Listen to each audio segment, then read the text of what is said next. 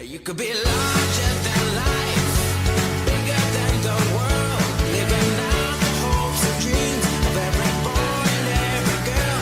You could fly higher than the sky, shine brighter than the stars. You could have all you ever wanted, shoot the moon and reach for Mars. You know you could. William, how are you? Good morning, I'm fine, thanks. I'm calling you William, but Yes, you it's are William, that's my name, the chairperson of In fact, Malta. my mother took a lot of time to choose my name, and then she named me like my father, so... Okay, It wasn't that's a good personal easy. start. Easy. You're the Easy. chairman of Malta Enterprise, so it's a pleasure to have you here during these talks of business matters, and I know it matters to you. But before that, who is William? Well, William Waite is a normal person. Although my name is English, I am Maltese. I am very Maltese, actually, from the south of Malta. My dad is from Cospico and my mother is from Zaytoun. So I cannot be more Maltese than that. Whatever I do, I try and do it with a passion.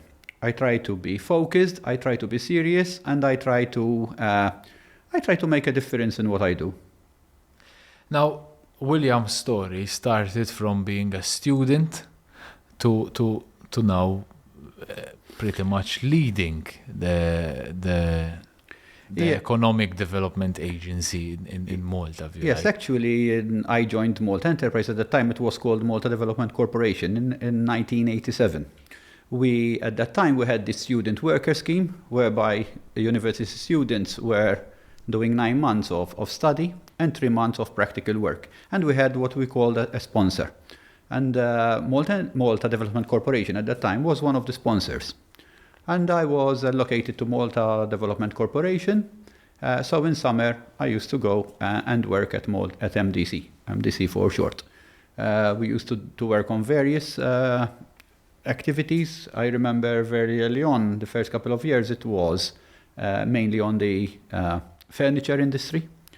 However, in the third year of my work phase, they decided to send me to get more experience in manufacturing.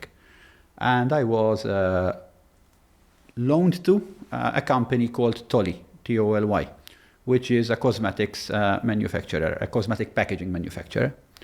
And to be honest, I stayed there all my life. I'm still there, I'm still director of Tolly, until around 2013. 2013, then I joined Water Services Corporation as their chairman and the CEO. And at that time also I was appointed on the board of Malta Enterprise as the deputy chairman. 2016, I was asked to chair the board. So practically it's my ninth year. It's a very interesting corporation, Malta Enterprise, because it leads, or rather it is a very integral part of the economic development of the country.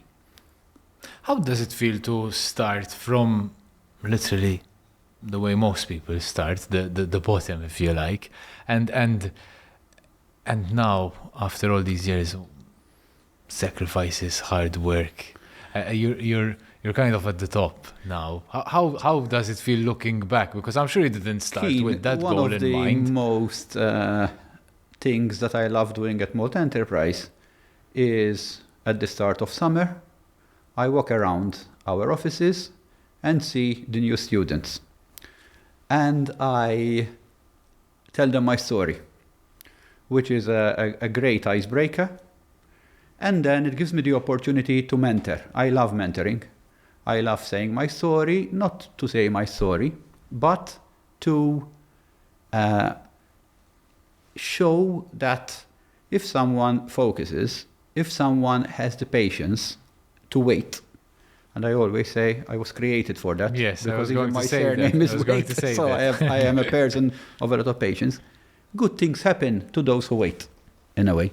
Of course, you need to be there. You need to be there looking for opportunities. Your eyes need to be open. Some people call it luck. I call it aware of a situation which can change your life into a positively. And this is this is what I like telling the younger generations, not only at Malta Enterprise, but all the other companies and businesses that I'm involved with. I love that. It's part. I really love. I'm a storyteller, so every word for me generates a story. And then I'm the person doing the interview. So every word that you say creates a question. You've mentioned you've had leadership roles in various companies. You still do. How have they shaped your approach to leading Malta Enterprise now?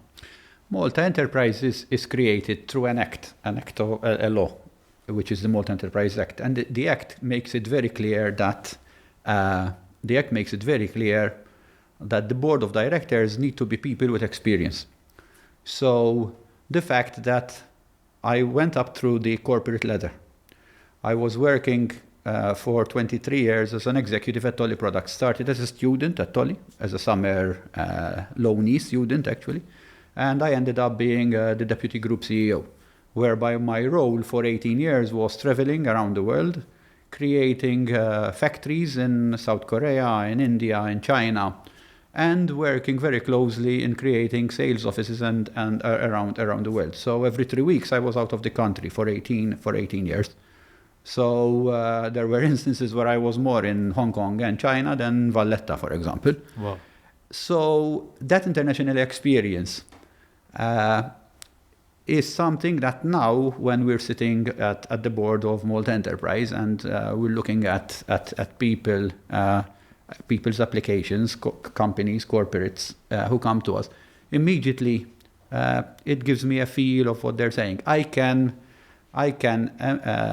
sympathize, I can empathy a lot with the clients of Malta Enterprise. So I was on the other side of the fence of Malta Enterprise for a long period of time. So immediately I can understand Malta Enterprise, of course, but also I understand very, very, very clearly the clients of Malta Enterprise. That's very interesting. But what achievements have you done in the role so far that you are most proud of? Well, as I was saying, I mean, Malta Enterprise is the economic development agency of Malta. And for sure, the last decade has been one of the most successful economic period of the island. And I am proud, not as William Waite, but as Malta Enterprise, that we have been a very integral part of that economic achievement. Of course, economic achievement does bring its pains as well. We all know what they are. They're a larger population, they're more traffic. However, I believe also that the economic development of Malta is being filtered down to the Maltese and anyone else living in Malta. So for me, seeing standard of living improving and giving better work opportunities to the next generation, for me is a extremely great achievement. I feel really proud of that. And mentioning this, how do you align Malta Enterprise's strategy with the government's economic priorities? Well, the government's economic priorities are now very clear in the Envision 2050. And one pillar is sustainable economic growth, which is very, very, very aligned with Malta Enterprise. So what we're looking at is not economic growth just for the sake of economic growth. It is economic growth focusing more on taking industry to the next level, creating jobs which pay more.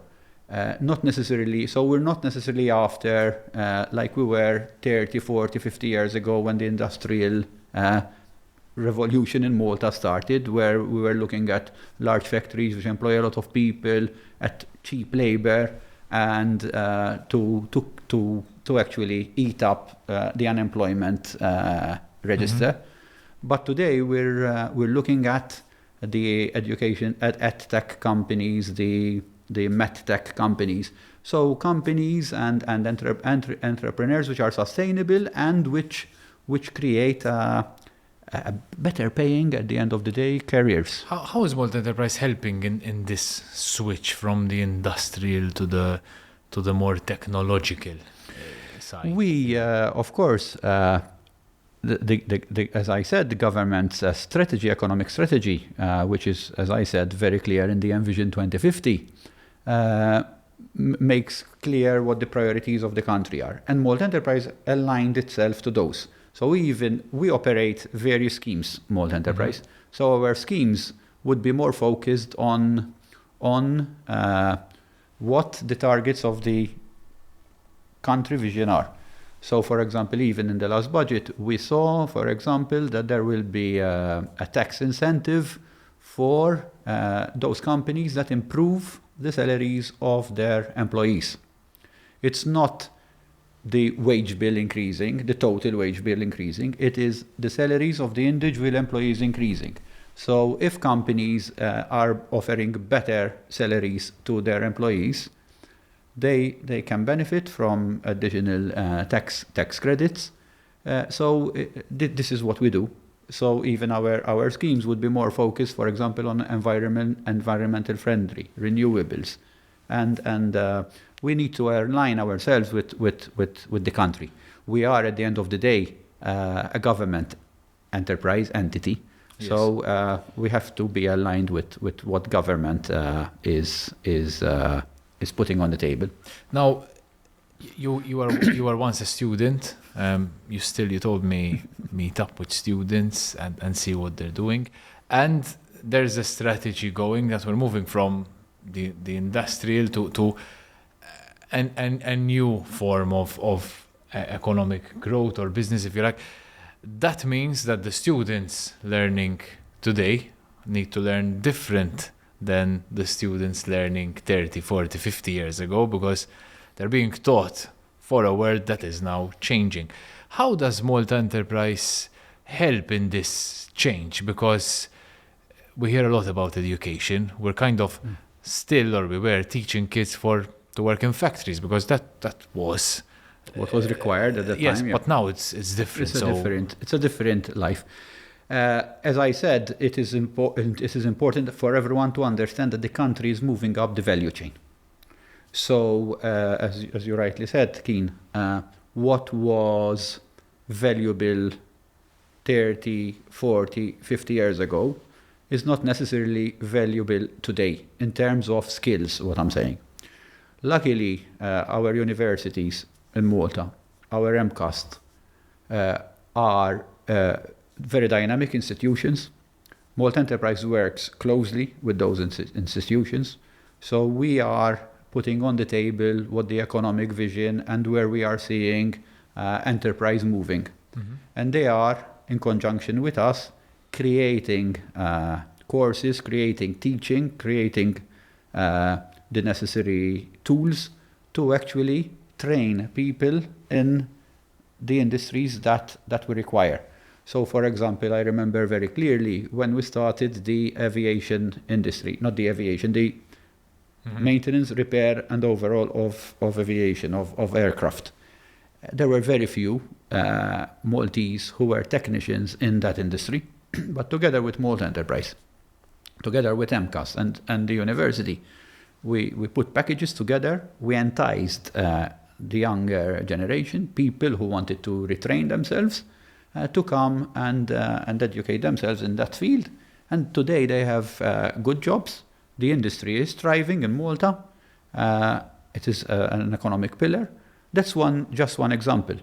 But of course there are other examples. that like what happened there. So what is happening actually is even new companies which come in these education, edtech, medtech, and other technologies that are coming to Malta. Most of the time, their initial employees are not Maltese. Their initial employees would be foreigners who already have that expertise. Then they come to Malta, and important is that there is knowledge transfer. I remember when I started in the factory 35 years ago at Tolly, there was no one manager who was Maltese. All the managers were British because the company originally came from the UK, so they were all British. Today, I am proud to say that a lot of the entities that were created outside Malta, it was the Maltese who went there and started the management structure there, and then trained the employees of the different countries. So it is an economic development. It is a natural process.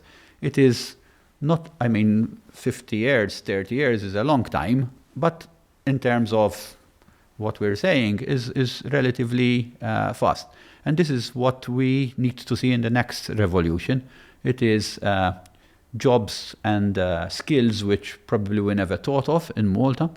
Yes, initially you need foreign expertise, but it is very important that the Maltese younger generation open themselves to learning, not only learning on the job, learning by traveling as well, going out to courses. I remember very clearly, and one thing which really shaped my management skills, every year we used to go to a 3-day intensive seminar courses in London. It used to be called Leaders in London. And we had people like Al Gore, who was at that time the Vice President of the United States. We had Gorbachev, who used to be the President of the USSR and then Russia. We had Ron Dennis, who was running the McLaren Formula One team. And they used to say their story, the way they manage, their philosophies, how they approach problems on a day-to-day basis, how they approach improvement in their product.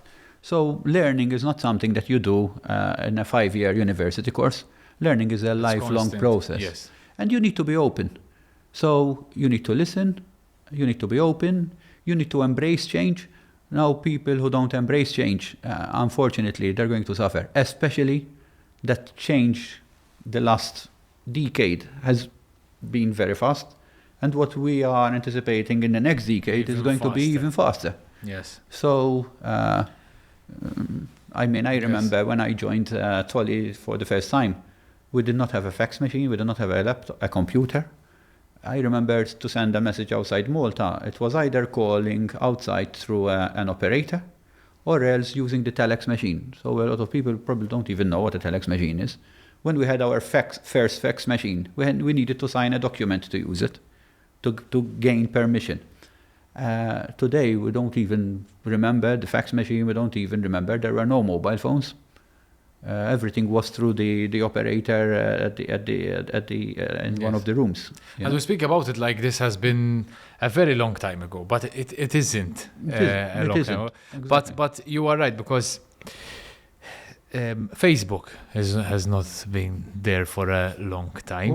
However, when we think about it, social media hasn't been there for a long time, and the ones we probably use most nowadays have only started existing in the last 5 years, if not less.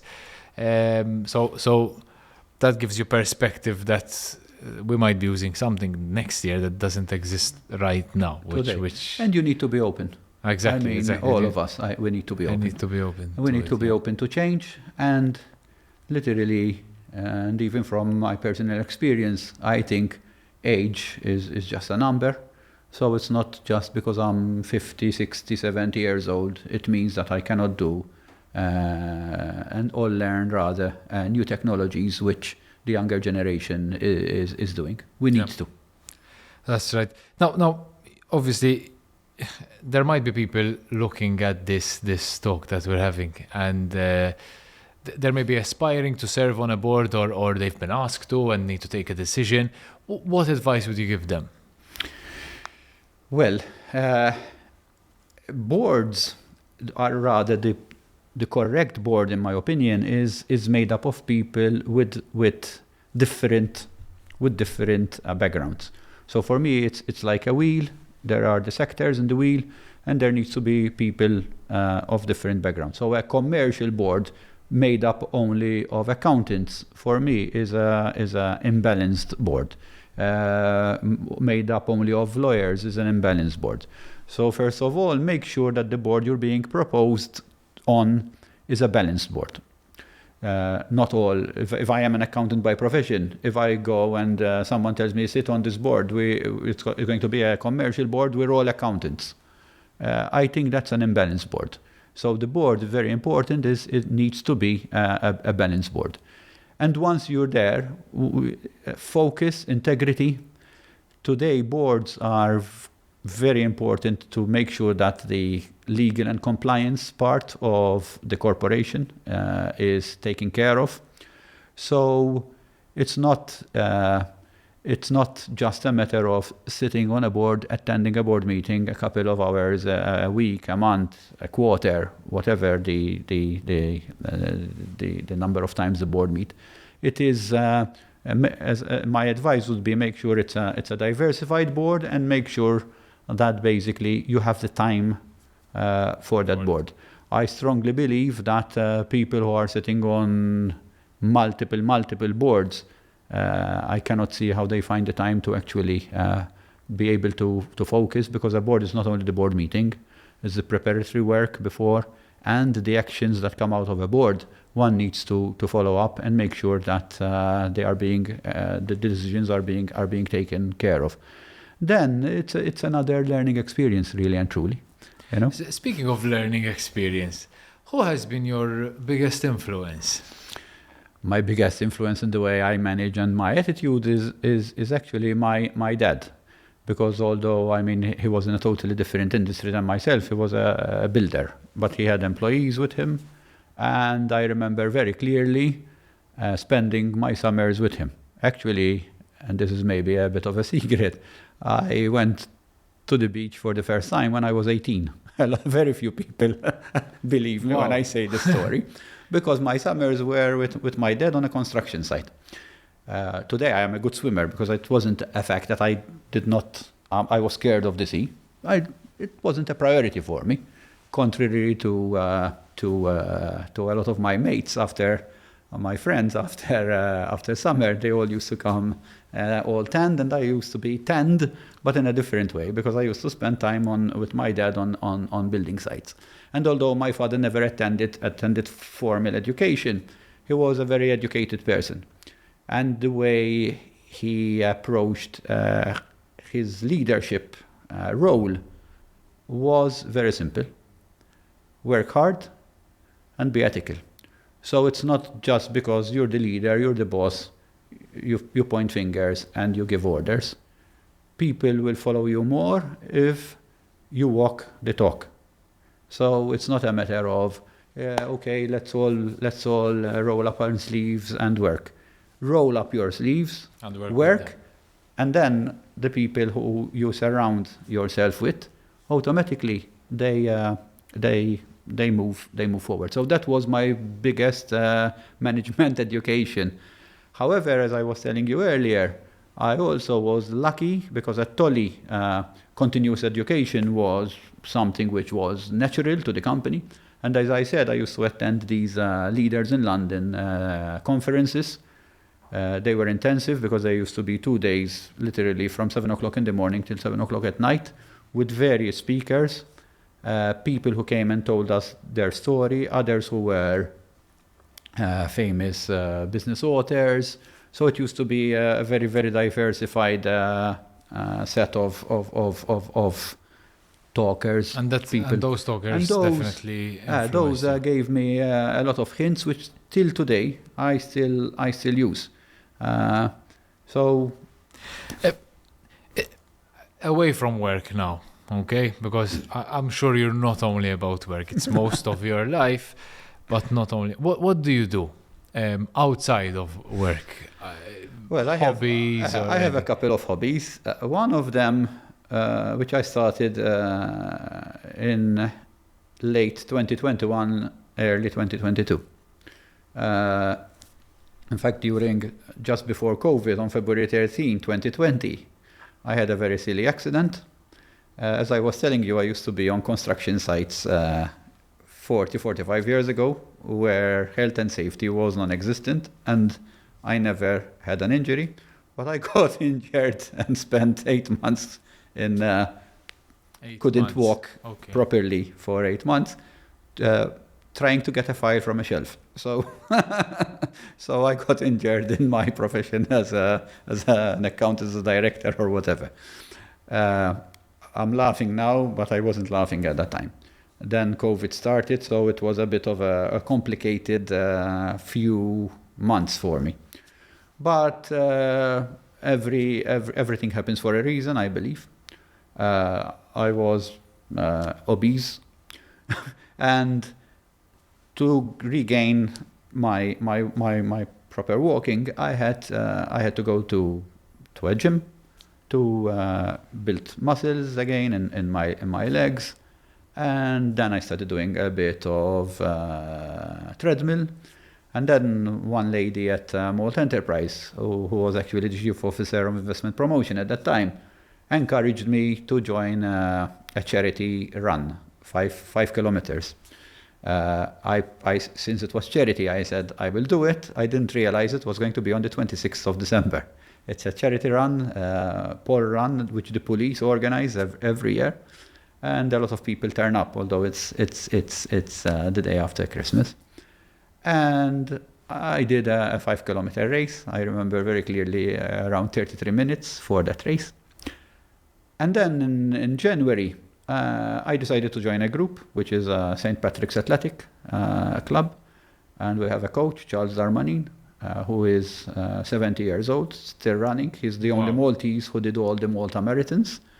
And we train regularly with a group of people. Varied background, so it's also relaxing because you hear a lot of stories as well, because especially long distance running. I don't look back. I did a few half marathons in Malta. I did in Budapest. I ran in Amsterdam. I ran in the UK. Sometimes I did well as well in my age category, of course. So we ran 5Ks, 10Ks, and half marathons, which is 21 kilometers. So that takes up a lot of my spare time. Running. But wow, from obesity to winning marathons, that's amazing. Yes. In a span of 4 years, we're saying. I thank the So surgeons who everything happens for a reason. Who did my surgery, of course, because I still have metal pins and plates in place in my ankle, and so far they're holding on. Wow. But yes, as I said, everything happens for a reason. And then my second hobby is actually target shooting. So I shoot guns, real guns, at the range. Not on animals. I love animals. I wouldn't shoot a fly, let alone an animal. So I am very clear about this. I mean, I shoot targets, not anything which is living. So those are my two. And then I like telling stories. So people who know me, every word they say triggers me a story. In fact, one thing I'm trying to do is I'm trying to put these little stories in a book. I make notes of real events. My stories are all real. And normally when I'm traveling long haul, I write. Hopefully, when I have enough to publish a book, I will need someone to edit it for me. Although probably today with AI and ChatGPT and all the other, but nothing beats the human touch. Maybe I would put that Just feed it in information a in, system and they would turn it into a nicer version of the true version. We'll have to watch this space. Watch this space. On this one. You have to wait for Waite's book. Yes.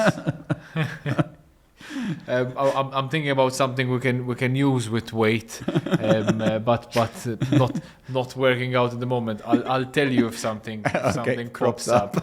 I like to spend my free time when I get some in somewhere in Malta. Be it a place outside, be it a place inside. Where is that one place in Malta that you would recommend? So even to you meet a lot of foreigners coming to Malta maybe to open their business. Where do you send them? Like go there. That's a place to relax and really. I mean, to relax, the place I love, which is calm, peaceful, as a visiting place, is Medina at night. So whenever I have foreigners with me, I make it a point to take them to Medina at night. I don't prime them before. I say we're going to go to a restaurant. Either we go to a restaurant in Rabat or a restaurant in Medina, but we're going there a couple of, maybe an hour or just depending on the time we have before. And we're going to have a stroll around, a walk around. And then I take them either through the main door or through the door from the ditch. Yeah. And they are always impressed because Medina is quiet, you talk softly, and all of a sudden it brings that peaceful ambience where you break the ice.